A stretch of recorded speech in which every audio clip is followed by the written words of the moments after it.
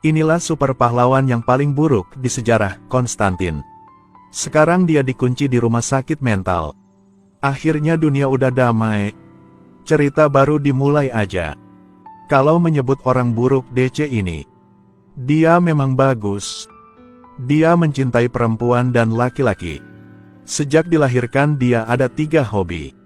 Merokok, minum alkohol, dan menggoda rekan. Siapa lihat dia harus berkata memang buruk. Sejak dimasuki rumah sakit mental, dia merasa gila. Hari itu rumah sakit mengadakan pertemuan. Lantai tiba-tiba muncul kecoa besar. John penasaran dan melari keluar.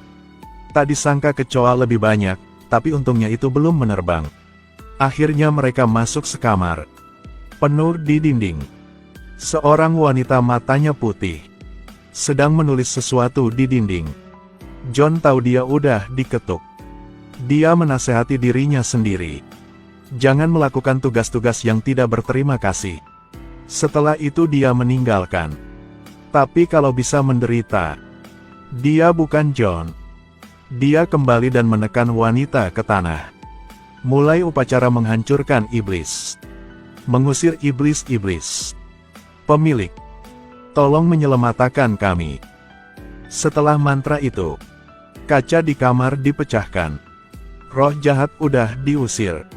Setelah kecoa pergi, meninggalkan 2 kata di dinding. Liv die. John tidak bisa kembali. Liv yakin diselamatkan.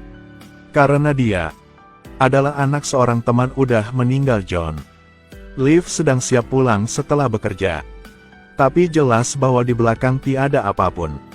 Tapi radar terus memperingati. Liv turun untuk mengecek. Membuat dia sangat takut. Kemudian mobil diam aja. Tidak bisa memulainya.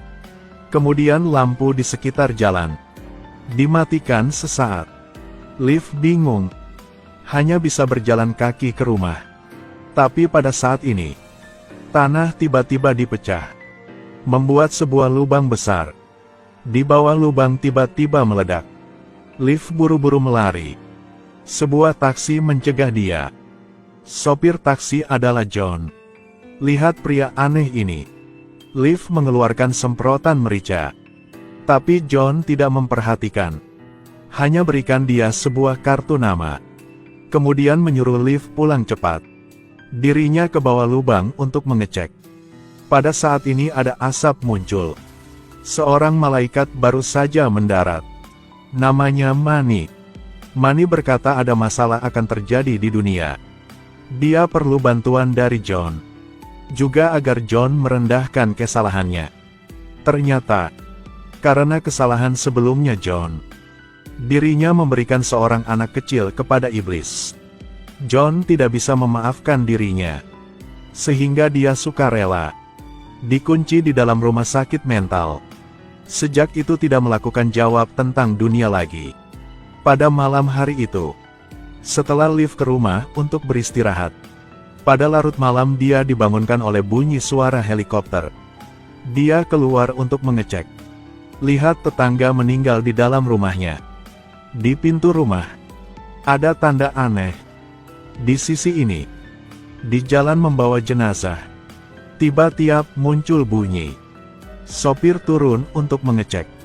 Kemudian,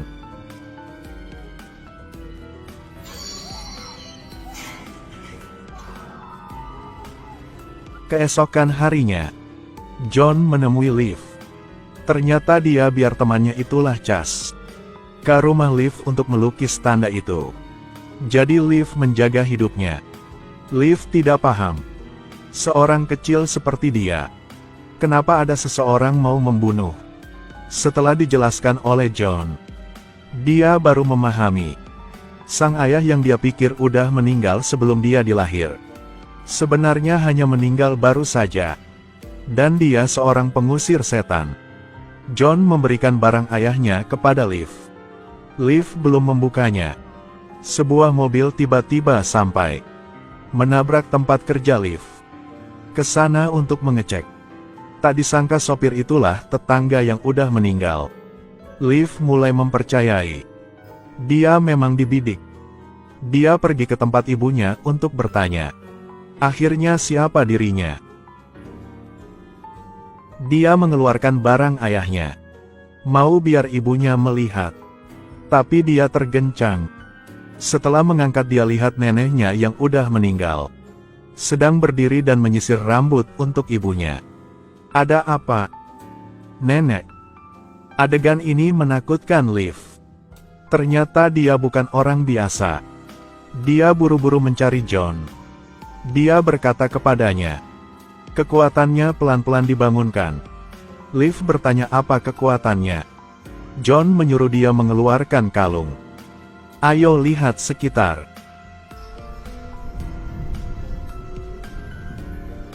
Semuanya pelan-pelan berubah. Ada banyak roh sedang berjalan di sekitarnya. Kereta api pelan-pelan sampai. Tapi John memegang tangan Liv. Tidak biar dia pergi. Lepaskanku. Lepaskanku aja.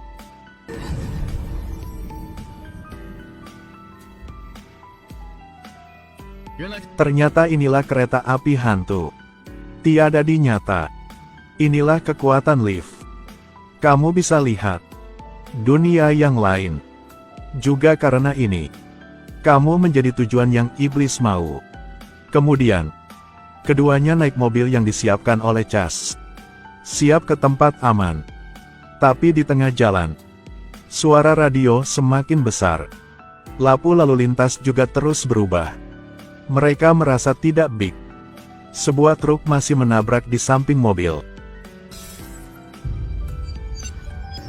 Mereka terluka serius. Tali listrik dipecah. Tampaknya ada roh terus menyerang mereka. John membaca mantra, membuat tali listrik tenang kembali. Kemudian Chas berhasil menyelamatkan Liv. Tapi baru beberapa detik, tali listrik hidup kembali, menusuk tubuh Chas. Teman lama udah mati. John menunjukkan seperti tidak terkaitnya. Terus pergi bersama Liv. Akhirnya sampai tempat tujuan. Inilah rumah rahasia yang ayah Liv pernah tinggal. Di dalamnya penuh harta. John menemui di dalam buku. Iblis tadi dianggap sebagai Vosiva. Itu bisa menarik kekuatan listrik dan kontrol petir dan angin. Berdasarkan petunjuk John, Liv meletakkan kalung di peta. Tiba-tiba dia merasa sakit. Darah jatuh ke kalung dan ke peta. Lalu mengumpulkan bersama. Ramalan tempat ini akan terjadi masalah. Tentu saja kekuatan ini Liv ada dari ayahnya. John memikirkan cara menghadapi Vosiva. Dia ke universitas untuk minta bantuan dari temannya. Tapi pada saat ini, malaikat Mani tiba-tiba muncul. Baru bertemu, Mani segera bertindak. Dia mengangkat tangannya. Air hujan berhenti di udara. Memang belum pernah lihat adegan ini. Mani memperingai John kali terakhir. Iblis sedang terjadi di dunia. Yakin ada perencana. Kalau John tidak kerja sama, akan membuat bencana. Tapi John masih memutuskan. Meski ada apapun terjadi, harus menyelamatkan Liv dulu. Karena inilah, janjian dengan sang teman udah meninggal. Rencana akan dilakukan pada malam hari ini. Sebelum berangkat, Chas yang udah meninggal tiba-tiba muncul. Mengancam Liv tergencang. Tak disangka pria ini ada 47 hidup. Udah tahun-tahun berlalu. Belum dimatikan oleh John. Semua orang udah dikumpul. Upacara menghancurkan iblis secara resmi dimulai. Untuk menemukan tempat sepi, John udah menghitung cukup $500. Lalu memberikan kepada penjaga. Hanya untuk lakukan itu di teras aja. Ayo, cepatlah. Tampaknya dia memang lapar. Selanjutnya, John mengeluarkan sebuah lampu. Menyuruh penjaga. Kalau lampu dinyalakan, ayo menelepon dia segera. Tidak dicolokkan listrik. Saya juga tidak ada, teman. Ke teras. John melukis pertempuran sihir eksorsisme di tanah. Sampai saat itu Vosiva hanya perlu masuk. Mantra akan memberikan dia ke neraka. Tidak lama kemudian, lampu memang dinyalakan. Tapi penjaga tidak memperhatikan. Tidak peduli. Iblis mendekati. Sampai John menyadari. Penjaga dikontrol. Udah muncul di depan mereka. Tapi IQ-nya hanya 60. John baru menyuruh. Dia udah masuk pertempuran sihir eksorsisme. Vosiva, ayo meninggalkan. Atas nama Tuhan saya memerintah Anda. Vosiva mulai menyasap. Tampaknya akan berbentuk asli. Tapi tak disangka bahwa sampai dia muncul kembali, itu berubah menjadi penampilan John. Bagaimana, Konstantin? Inilah penampilan Anda nantinya. Sebenarnya, agak khawatir. Ini belum penampilan yang paling ganteng dari saya. Kematian sedang mendekat. Tapi masih berkata gitu. Vosiva mulai melawan. Dia meledakkan listrik.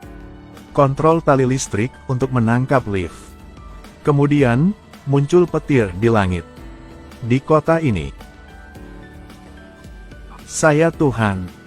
Tapi sebenarnya John udah berencana. Dia menembakkan suar. Memberi isyarat kepada seorang teman lama yang duduk di dalam mobil. Dia segera masuk sistem listrik. Lalu mematikan listrik di seluruh kota. Sekejap mata Vosiva hilang kekuatannya. John memulai api. Melempar ke pertempuran sihir. Tapi pada saat ini, gadis disakiti oleh John. Tiba-tiba muncul. Vosiva minta John membebaskan dirinya. Untuk ganti hidup ini. Hidup gadis kecil adalah kelemahan John. Dia tidak pikir segera setuju. Saat siap berhenti, lift tiba-tiba menyentuh kalungnya.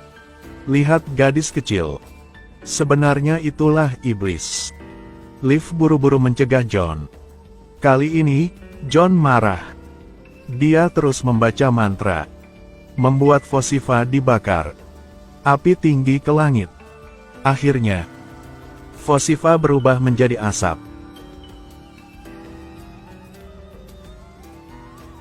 Berakhir, John menyuruh temannya mengantar lift ke rumah. Tapi di tengah jalan, lift menyadari jalan ini adalah tempat yang dia menduga akan ada kecelakaan. Dia turun untuk mengecek. Memang seorang bocah. Dimatikan. Chas menemui John di warung alkohol. Dan berkata kepadanya, Liv udah meninggalkan kota ini. Sebelum pergi, dia udah menduga banyak tempat akan terjadi kecelakaan. Dia berharap Anda terus berjuang. Bartender itu tiba-tiba berubah menjadi malaikat mani. Dia lihat John. Dengan sengaja biar temannya mengantar Liv lewat tempat kecelakaan terjadi. Membuat dia takut dan melari. Biar dia bisa aman. Tapi tiada bantuan dari Liv. Rencana di belakang. John bisa menyelesaikan diri sendiri kah? Akhirnya, John setuju dengan Manny. Kerja sama perjuangan ini. Dengan resmi kembali di dunia.